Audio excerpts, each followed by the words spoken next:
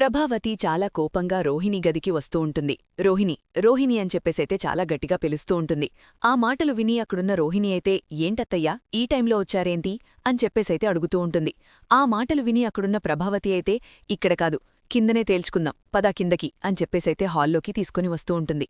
ఇంతలో అక్కడున్న రోహిణి అయితే అసలేం జరిగిందో చెప్పండత్తయ్యా అని చెప్పేసైతే అంటూ ఉంటుంది. ఆ మాటలు విని అక్కడున్న ప్రభావతి అయితే చాలా కోపంగా ఏం జరిగిందా, అసలు నువ్వు ఇప్పుడు ఎంతమందిని మోసం చేశావు, ఇంకా మమ్మల్ని మోసం చేయడానికే చూస్తున్నావా అని చెప్పేసైతే అడుగుతూ ఉంటుంది. ఆ మాటలు విని అక్కడున్న రోహిణి అయితే ఒక్కసారిగా షాక్ అయిపోతూ ఉంటుంది. అవును, నా కొడుకు ఎన్నో వాడయ్యాడు, నీకు ముందే బిడ్డ పుట్టాడు కదా అని చెప్పేసైతే నిలదీస్తూ ఉంటుంది. ఆ మాటలు విని అక్కడున్న రోహిణి అయితే మొత్తం నిజం తెలిసిపోయినట్లుగా ఉంది అని చెప్పేసైతే అనుకుంటూ షాక్ అయిపోయి అలా చూస్తూ ఉండిపోతుంది.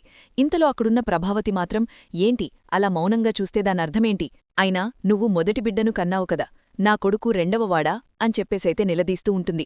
మమ్మల్ని ఎందుకిలా మోసం చేయాలనుకున్నావు, నా ఇంట్లో ఇలా మోసం చేసి అడుగు పెడతావా, నీకెంత ధైర్యం అని చెప్పేసైతే తిడుతూ ఉంటుంది.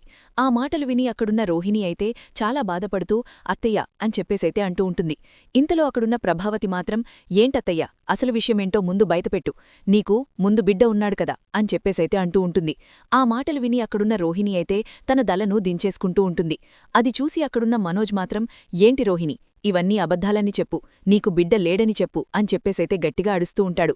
ఆ మాటలు విని అక్కడున్న రోహిణి అయితే లేదు, నాకు బిడ్డ ఉన్నాడు అని చెప్పేసైతే అంటూ ఉంటుంది.